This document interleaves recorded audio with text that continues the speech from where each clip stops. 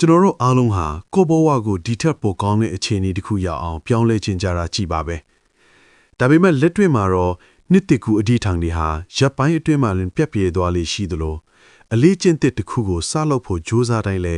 ရက်အနှင်းကြီးကြရင်စိတ်တက်ကြပြီးလက်လျှို့လိုက်ကြတာများပါပဲ။ဘာကြောင့်ကျွန်တော်တို့တွေအလေးကျင့်ကောင်းတွေကိုရေရှည်မထိန်ထားနိုင်တာလဲ။ဘာကြောင့်အကျင့်ဆိုးတွေကိုဖျက်ရတာဒီလောက်ခက်ခဲနေရတာလဲ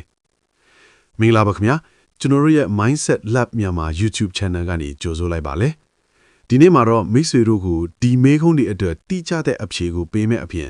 မိတ်ဆွေတို့ရဲ့ဘဝကိုတိတိတသာပြောင်းလဲပေးနိုင်မဲ့နီလန်းကောင်းတွေကိုလမ်းညွန်ပေးထားတဲ့စာအုပ်တအုပ်ကိုအသေးစိတ်အနစ်ချုပ်တင်ဆက်ပေးသွားမှာပါ။အဲ့ဒီစာအုပ်ကတော့ကမ္ဘာတစ်ဝန်းမှာလူတန်းပေါင်းများစွာရဲ့ဘဝကိုပြောင်းလဲပေးခဲ့တဲ့စာရေးဆရာ James Clear ရေးသားထားတဲ့ Atomic Habits ဆိုတဲ့စာအုပ်ပဲဖြစ်ပါတယ်။ဒီစာအုပ်ဟာတာမန် self-help စာအုပ်တွေလိုစူးစမ်းပါလုပ်နိုင်ရမယ်ဆိုတဲ့စိတ်သက်မြင့်တင်တဲ့စကားလုံးတွေတက်မဟုတ်ပဲလူသားတွေရဲ့စိတ်ပညာနဲ့အာယုံကြောထိပ်ပံကိုအခြေခံပြီးအလေးအကျင့်တွေကိုဘယ်လိုစနစ်တကျတည်ဆောက်ရမလဲဆိုတာကိုအစင်းစင်းလမ်းညွှန်ပေးထားတာပါ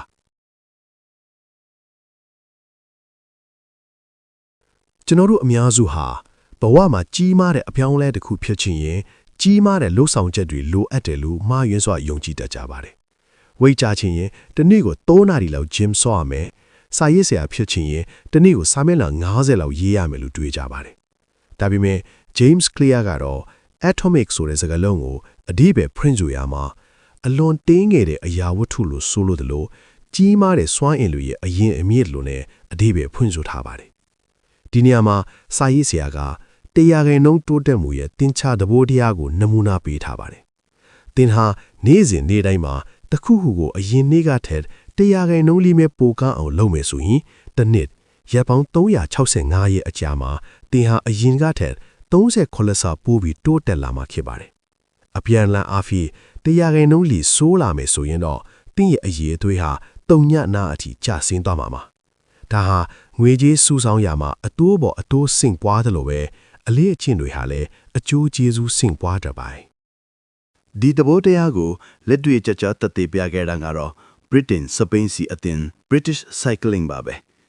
1908ခုနှစ်ကနေနှစ်ပေါင်း100ကျော်အတွင်းသူတို့အသင်းဟာ Olympic ရွှေတံဆိပ်တစ်ခုပဲရပူးပြီး Tour de France ပြိုင်ပွဲမှာတစ်ခါမှမနိုင်ဘူးပါဘူး2003ခုနှစ်မှာတော့ Dave Brailsford တဲ့နီးပြသေးရောက်လာပါတယ်သူက marginal gains လို့ခေါ်တဲ့အသေးအမွှားတူးတင်မှုလေးတွေကိုစူးစီးရဲ့မဟာဗျူဟာကိုသုံးခဲ့ပါတယ်သူတို့ဘာတွေလုပ်ခဲ့လဲဆိုရင်စပိန်ထိုင်ကွန်းကိုနည်းနည်းလေးပိုတက်တောင့်တက်တာထစ်အောင်ပြင်တယ်တာယာတွေကိုပိုပြီးပုတ်တိုက်မှုအားကောင်းအောင်အရက်ပြန်နဲ့ပုတ်တယ်ကစားသမားတွေအိတ်ဆက်တဲ့အခါအကောင်းဆုံးအနားရစေဖို့သူတို့နဲ့အသင့်တော်ဆုံးခေါင်းအုံးနဲ့မွေ့ရာတွေကိုပြိုင်ပွဲသွားလျာတည်သွားစေတယ်လက်ဆေးတဲ့အခါမှာလည်းပိုးမွားကင်းစင်ပြီးဖျားနာမှုနည်းအောင်လက်ဆေးနည်းကိုပါစနစ်တကျသင်ပေးခဲ့ပါတယ်ဒီလိုတေရာခိုင်နှုန်းတိုးတက်မှုလေးတွေစူးစီးလိုက်တဲ့အခါ9နှစ်အကြာ2008ပေကျင်းအိုလံပစ်မှာဗြိတိန်အသင်းဟာစပိန်စီးရွှေတံဆိပ်60ရာခိုင်နှုန်းကိုသိမ်းပိုက်နိုင်ခဲ့ပြီး Tour de France ပြိုင်ပွဲတွေမှာလည်းဆက်တိုက်ပိုဆွဲခဲ့ပါတယ်ဒါဟာအလေးအကျင့်လေးတွေရဲ့စွမ်းအားပါပဲဒါပေမဲ့ပြဿနာတစ်ခုကအဲ့ဒီ100ခိုင်နှုန်းအပြောင်းလဲဟာချက်ချင်းလက်ငင်းမှာတော့မျက်စိနဲ့မမြင်ရတာပါပဲနေ့တိုင်းလေ့ကျင့်ခန်းလုပ်ပေမဲ့တပတ်အတွင်းဘာမှထူးမလာတဲ့အခါကျွန်တော်တို့စိတ်ပြတ်သွားတတ်ပါတယ်နေ့တိုင်းစာဖတ်ပေမဲ့ဘဟုတုတ္တတွေတိုးမလာဘူးလို့ထင်ရတဲ့အခါရက်တန့်လိုက်ချင်းကြပါတယ်လူတော်တော်များများကအလေးအကျင့်တစ်ခုကိုစလုပ်တဲ့အခါရလက်ကချက်ချင်းမင်းဖြောင်အတိုင်းတက်လာမဲလို့ထင်တတ်ကြပါတယ်ဒါပေမဲ့တကယ်လက်တွေ့မှာတော့ရလက်ကအစပိုင်းမှာဘာမှမပြောင်းလဲပဲဝတ်နေတတ်ပါတယ်ဒါဟိုစာရေးဆရာက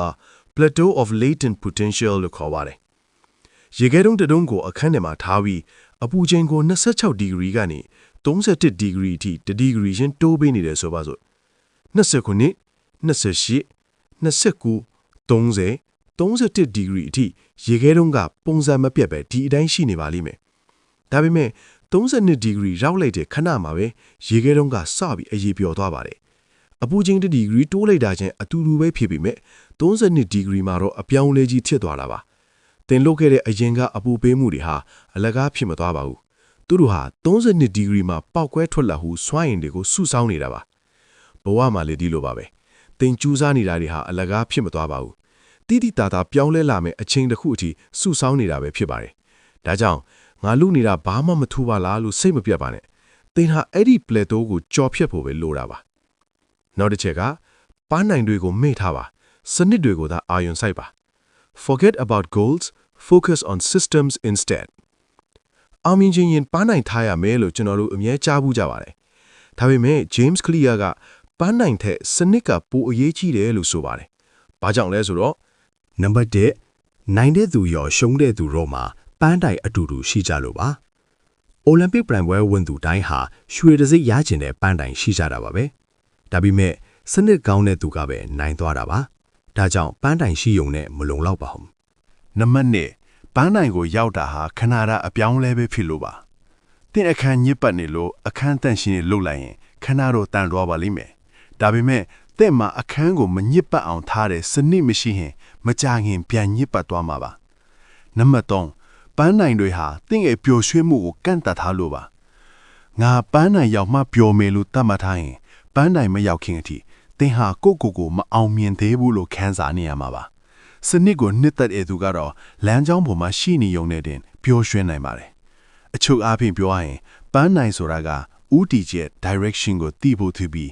စနစ်ဆိုတာကတော့ရှေ့ဆက်ဖို့ progress ကိုဖြစ်ပါတယ်သင်ဟာရလက်ကောင်းလို့ရခြင်းရလက်ကိုမိတ်ထားပြီးသင်ရဲ့နေ့စဉ်လုပ်ငန်းဆောင်တာ system ကိုပဲကောင်းအောင်လုပ်ပါ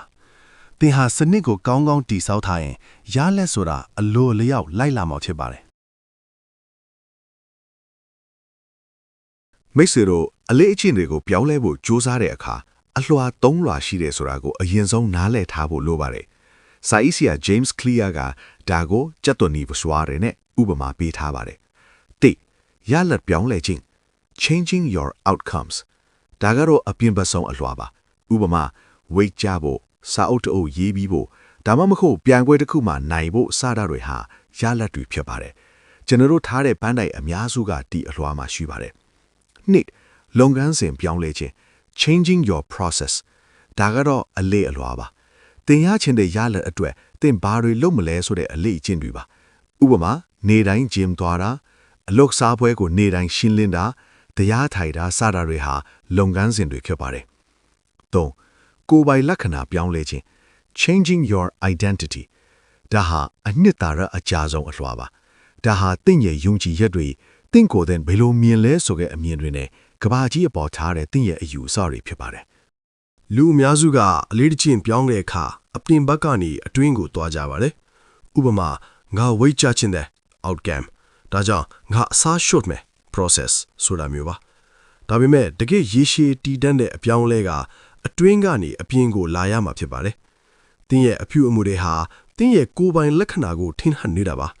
သင်ဟာသင်ကိုယ်တိုင်ငါဟာမနက်ခင်းမှာအဲ့ရထနောက်ကျတဲ့သူလို့ယုံကြည်ထားရင်မနက်စောစောထဟိုဘလောက်ကြိုးစားပါစေသင်စိတ်ထဲကအဲ့ဒီယုံကြည်ချက်ကသင်ကိုပြန်ပြီးဆွဲချနေပါလိမ့်မယ်အလေးကျင့်တစ်ခုကိုရေရှည်လုံနိုင်ဖို့ဆိုတာအဲ့ဒီအပြုအမူဟာသင်ရဲ့ကိုယ်ပိုင်လက္ခဏာတစ်စိတ်တစ်ပိုင်းဖြစ်လာဖို့လိုပါတယ်ငါစာဖတ်ဖို့ကြိုးစားနေတယ်လို့ပြောမယ်အစားငါဟာစာဖတ်သူတစ်ယောက်ဖြစ်တယ်လို့ပြောပါငါလေ့ကျင့်ခန်းလုပ်ဖို့ကြိုးစားနေတယ်လို့ပြောမယ်အစားငါဟာကျမကြီးလိုက်စားတဲ့အားကစားသမားတစ်ယောက်ဖြစ်တယ်လို့ပြောပါဒါဟာစကလုံးအပလောင်းလဲတတ်မဟုတ်ပါဘူးသင်အုံနောက်ကိုသင်ဘသူလဲဆိုတာပြန်ပြီးပုံဖော်ပေးနေတာပါဒါဆိုရင်ကိုယ်ပိုင်လက္ခဏာကိုဘယ်လိုပြောမလဲဒါကတညာရဲနဲ့ဖြစ်လာတာမဟုတ်ပါဘူးတင်လှုပ်လိုက်တဲ့အပြုမှုတိုင်းဟာတင်ဖြစ်ချင်တဲ့လူတစ်ယောက်ဖြစ်ဖို့အတွက်မဲတပြားပေးလိုက်တာနဲ့အတူတူပါပဲတင်ဟာနေ့တိုင်းစာတမျက်နှာဖတ်ရင်တင်ဟာစာဖတ်သူထစ်လာဖို့မဲတပြားပေးလိုက်တာပါတင်ဟာဖျားနေတဲ့ကြားကဂျင်ကိုမမနဲ့ပဲတွားပြီးလေ့ကျင့်ခန်းလုပ်ခဲ့ရတောင်တင်ဟာကိုကတိကိုတီးတဲ့သူဖြစ်လာဖို့မဲတပြားပေးလိုက်တာပါတခါတလေမဲရှုံးသွားတာအချင်းပြတ်သွားတာရှိနိုင်ပြီမေအဓိကကတော့မဲအများစုဟာတင်ဖြစ်ချင်တဲ့လူဘက်မှာရှိနေဖို့ပါပဲအောင်မြင်မှုဆိုတာတခါတည်းရောက်တာတဲ့ကြီးမားတဲ့အရာမဟုတ်ဘဲဒီလိုမဲပြားလေးတွေစူးစီးပြီးဖြစ်လာတဲ့ရလဒ်ပဲဖြစ်ပါတယ်အလေးချင်းတစ်ခုကိုဘလို့တိဆောက်ရမလဲဆိုတာမသိခင်မှာအလေးချင်းတစ်ခုကကျွန်တော်တို့ဦးနောက်ထဲမှာဘလို့အလုပ်လုပ်တယ်လဲဆိုတာကိုအရင်သိထားရပါမယ်James Clear ကအလေးချင်းတစ်ခုကိုအဆင့်40နဲ့ရှင်းပြထားပါတယ်တဲ့ အချက်ပြမှု Q ဒါကတော့ဦးနောက်ကိုတစ်ခုခုလောက်တော့မယ်လို့တတိပေးလိုက်တဲ့အချက်ပြမှုပါဥပမာသ တင်ဖုံးက message တန်မီလာတာဟာအချက်ပြမှုတစ်ခုပါနှစ်တောင့်တမှု craving အချက်ပြမှုရပြီးတဲ့နောက်မှာဖြစ်လာတဲ့စိတ်ဆန္ဒပါ message တန်ကြားလိုက်တဲ့အခါဘာ message လဲဆိုတာသိချင်တဲ့စိတ်က craving ပါသုံးတုံ့ပြန်မှု response ဒါကတော့တင်တကယ်လှုပ်လိုက်တဲ့အပြုမှုပါဖုံးကိုကောက်ကင်ပြီး message ဖတ်လိုက်တာဟာ response ပါလေးဆုလပ် reward နောက်ဆုံးမှာရရှိလာတဲ့ကျေနပ်မှုပါ message ကိုဖတ်လိုက်ရလို့သိချင်စိတ်ပြေသွားတာဟာ reward ပါဒီလေးစင်တွေကတဆင့်ဆင့်ချွတ်ယွင်းသွားရင်အလေးချင်းတစ်ခုဖြစ်မလာနိုင်ပါဘူးအချက်ပြမှု cue မရှိရင်အလေးချင်းမစနိုင်ဘူးတောင့်တမှုမရှိရင်လှုပ်ချင်စိတ်မရှိဘူးတုံ့ပြန်မှုကခက်ခဲနေရင်မလုံနိုင်ဘူးဆုလပ်ကမကောင်းရင်နောက်တစ်ခါထပ်မလှုပ်ချင်တော့ဘူးဒီအဆင့်၄ဆင့်ကိုခြေခံပြီးတော့စာရေးဆရာကအပြုမှုပြောင်းလဲခြင်းနိယာမ၄ခုကိုထုတ်နှုတ်ပေးထားပါတယ်ပထမနိယာမတိတာထင်ရှားပါစေအလေးအကျင့်တစ်ခုကိုစတင်ခြင်းရင်ပထမဆုံးလောက်ရမှာကအချက်ပြမှု cue ကိုတိတာအောင်လုပ်ဖို့ပါလူတော်တော်များများကငါကျမ်းမာရေးအတွက်ပိုဂရုစိုက်မယ်လို့ပြောကြပေမဲ့ဘေတော့ဘေနေရာမှာဘာလုပ်မယ်ဆိုတာတိတိကျကျမရှိကြပါဘူးဒါကြောင့်ပထမနိယာမမှာအရေးကြီးတဲ့နီးဗျူဟာ၄ခုရှိပါတယ်နံပါတ်1အလေးအကျင့်မှတ်တမ်းကတ်တင်ဟာတင်းရဲ့လက်ရှိအလေးအကျင့်တွေကိုမသိဘဲနဲ့အသစ်တွေကိုပြောင်းလဲလို့မရပါဘူးဒါကြောင့်တနည်းတာလုံးတင်လုတ်သမျှအရာအလုံးကိုစရင်ချရေးကြည့်ပါမနဲ့အိယာထားတယ်ဖုံးကြည့်တယ်သွားတိုက်တယ်ကော်ဖီတောက်တယ်စသဖြင့်ပေါ့ပြီးရင်အဲ့ဒီအလေးအကျင့်တွေဘေးမှာအပေါင်းအနုဒါမှမဟုတ်ညီမြချင်းဆိုပြီးမှတ်သားပါအပေါင်းကတော့အကျိုးရှိရဲ့အလေးအကျင့်အနုကတော့အကျိုးမရှိတာညီမြချင်းကတော့ကြားနေအလေးအကျင့်ပါဒါကိုလှုပ်ချင်တာဖြင့်တင်းရဲ့နေစဉ်ဘဝမှာဘယ်အရာတွေကအကျင့်စိုးဖြစ်နေတယ်လဲဆိုတာကိုတတိပြုမိလာပါလိမ့်မယ်နံပါတ်2အကောင့်ထဲပေါ်ရန်ရီမန်းချက်လူတော်တော်များများဟာစိတ်အားထက်သန်မှု motivation မရှိလို့အလေးအကျင့်မလုပ်ဖြစ်တာမဟုတ်ပဲရှင်းလင်းမှု clarity မရှိလို့မလုပ်ဖြစ်တာပါဒါကြောင့်ဒီလိုပုံတင်နည်းကိုသုံးပါကျွန်တော်ဒီကွက်လက်အချိန်တွင်ကွက်လက်၌ကွက်လက်ကိုပြုလုပ်မိဥပမာငါစာဖတ်မယ်လို့မတွေးပဲကျွန်တော်ဒီညနေ6နာရီတွင်အေကန်းဆိုဖာပေါ်၌စာ9မျက်နှာဖတ်မိလို့တိတိကျကျသတ်မှတ်လိုက်ပါ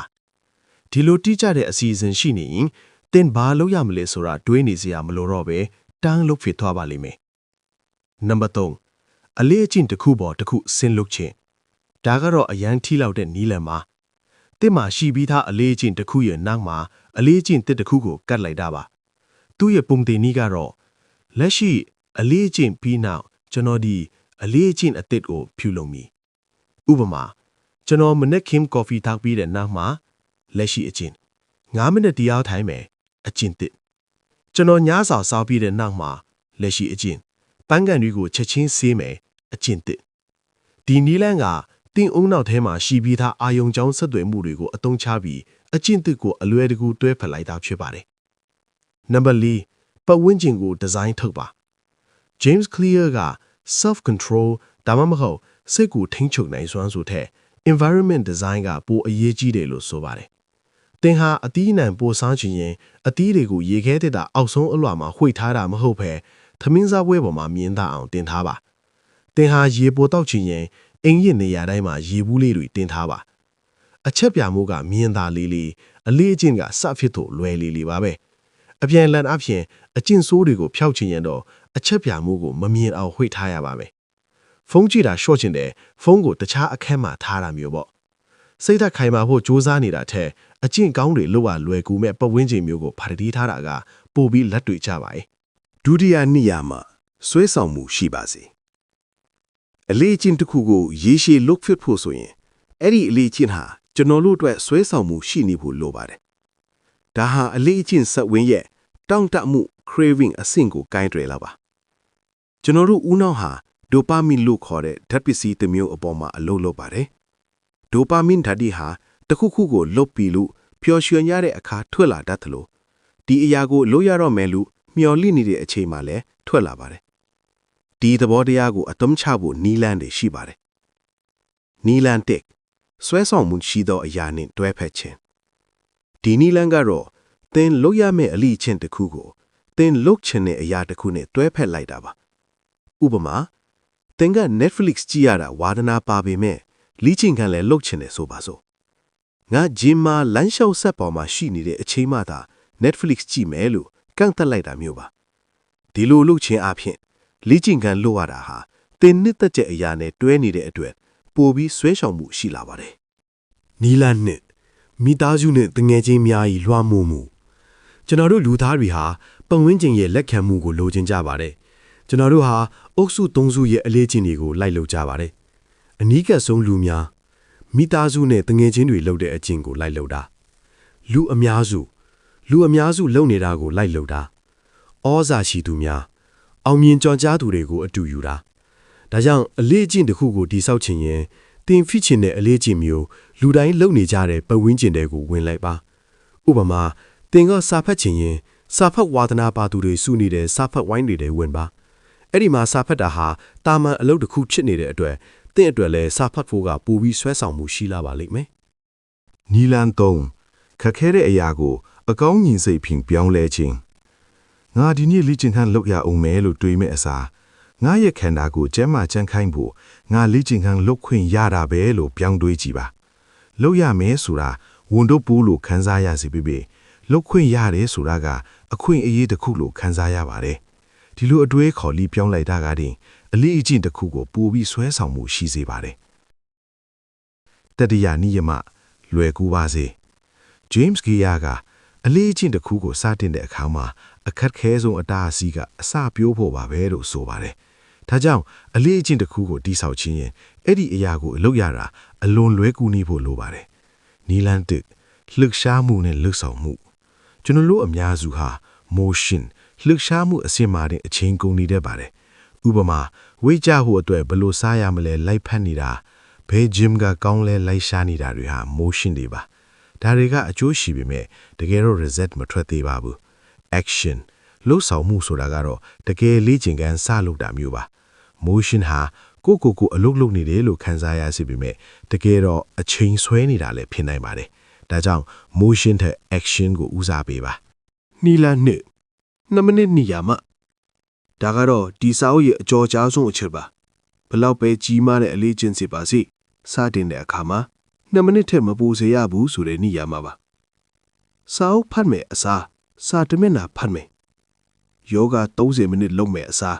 ယောဂဖြာလီခင်းမယ်9မိုင်ပြေးမယ်အစားအပြေးဖက်နဲ့စီးမယ်စသဖြင့်ပေါ့လူတွေကစာတမျက်နှာဖတ်ယူနေဘာထူးမှလဲလို့မေးစရာရှိပါတယ်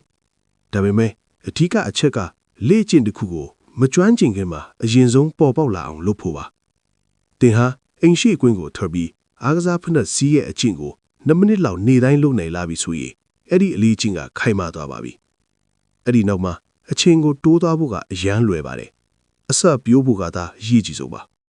နီလန်3ပတ်ဝန်းကျင်ကိုပြင်ဆင်ခြင်းမနက်ဖြန်မနက်မှာလေ့ကျင့်ခန်းလုပ်ခြင်းရေဒီနေ့ညကလေးကလေ့ကျင့်ခန်းလုပ်မဲ့အင်ဂျီနဲ့ဖနက်ကိုအစင်တင်ထိုးထားပါမနက်စာအတွက်တစ်တီဖြော်ကြီးတောက်ခြင်းရေတစ်တီတွေကိုအစင်တင်လီးထားပါအလေးကျင့်တစ်ခုကိုလုပ်ဖို့အတွက်ကြိုတင်ပြင်ဆင်မှုရှိလီတင်လုပ်ချဖို့အခွင့်အလမ်းပိုများလေးပါပဲစတုထနိယာမကျေနပ်မှုရှိပါစေပထမနိယာမ3ခုကအလေးအကျင့်တစ်ခုကိုစကင့်ဖို့ကူညီပေးတာဖြစ်ပြီးစတုထနိယာမလာတော့အဲ့ဒီအလေးအကျင့်ကိုရေရှည်တည်တံ့ဖို့ကူညီပေးတာပါကျွန်တော်တို့ဦးနှောဟာချက်ချင်းရတဲ့စုလောက်ကိုနှစ်သက်ပါတယ်အကျင့်စိုးဒီဥပမာဈေးလေးထောက်တာ junk food စားတာဟာရလတ်စိုးကနောက်မှလာပြီးကောင်းတဲ့ခန်းစားချက်ကချက်ချင်းလာတဲ့အတွက်ဖြောက်ရခက်တာပါအကျင့်ကောင်းတွေကတော့ပင်မနာလာအခုရလတ်ကောင်းကနောက်မှလာတာမို့လောက်ရခက်တာပါဒါကြောင့်အကျင့်ကောင်းတစ်ခုလုပ်ပြီးတိုင်းမှာတင့်ကိုယ်တင်ချက်ချင်းရတဲ့စုလက်လေးတစ်ခုပေးဖို့လိုပါတယ်ဥပမာလေ့ကျင့်ခန်းလုပ်ပြီးတိုင်းမှာတင်ကြိုက်တဲ့ skin care လေးသုံးတာမျိုးပေါ့နောက်တစ်ခုကပြက်ကတင်မှာတင်အလေးကျင့်လုပ်ဖြစ်တဲ့နေတိုင်းကိုအမှန်ချစ်တော့မဟုတ်ကြက်ချစ်ကချစ်တာဟာအရန်ထိရောက်ပါတယ်အဲ့ဒီကြက်ချစ်ကလေးတွေတန်းနေတာကိုမြင်ရတာဟာတင်အုံနောက်ထရကြီးမားရဲ့စုလက်တစ်ခုထိစေပါတယ်အဲ့ဒီကွင်းဆက်ကိုမပြတ်သွားအောင်ထိန်းကျင်တဲ့စိတ်ကတင်ကိုဆက်လုပ်ဖို့တွန်းအားပေးပါလိမ့်မယ်ဒီနေရာမှာ James Clear ရဲ့ရွှေစည်းကမ်းတစ်ခုကတော့ဘယ်တော့မှနှစ်ရက်ဆက်တိုက်အကျင့်မပြတ်ပါစေနဲ့ဆိုတာပါပဲတရက်အကျင့်ပြတ်တာကကိစ္စမရှိပါဘူး ဒါပေမဲ့နောက်တစ်ရက်မှာတော့မပြတ်မကွက်ပြန်လုပ်ပါနှစ်ရက်ဆက်တိုက်ပြတ်သွားတာဟာအလေးအကျင့်တစ်တစ်ခုအကျင့်စိုးတစ်ခုစတင်လိုက်တာနဲ့အတူတူပါပဲ နေကုန်းအနေနဲ့ပြောရရင်တော့ atomic habit ဆိုတာပန်းနိုင်တစ်ခုကိုရောက်သွားဖို့တည်းမဟုတ်ပဲကိုအမြဲတမ်းတိုးတက်နေတဲ့စနစ်တစ်ခုထဲမှာနေထိုင်ဖို့ဖြစ်ပါတယ်။အောင်မြင်မှုဆိုတာတစ်ခါတည်းနဲ့ရသွားတတ်တဲ့ဖြစ်ရတစ်ခုမဟုတ်ပဲနေ့စဉ်နေ့တိုင်းသင်ရွေးချယ်လိုက်တဲ့အလေးအကျင့်လေးတွေရလာပါ။သင်ဟာဒီနေ့မှာ100%ပဲတိုးတက်အောင်လုပ်မယ်ဆိုရင်တော့အချိန်ကြာလာတဲ့အခါသင်ကိုယ်တိုင်တောင်မယုံကြည်နိုင်တော့တဲ့အပြောင်းလဲကြီးကိုပိုင်ဆိုင်ရမှာဖြစ်ပါတယ်။အဓိကကတော့အခုချက်ချင်းစတင်ကိုပါပဲ။အခုဒီဗီဒီယိုကိုနားထောင်ပြီးသွားတဲ့အခါသင်ဘဝအတွက်အလွေကူဆုံးဖြစ်မဲ့2မိနစ်စာအလေးအကျင့်လေးတစ်ခုကိုအခုပဲစတင်လိုက်ပါလို့တိုက်တွန်းချင်ပါတယ်ခင်ဗျာ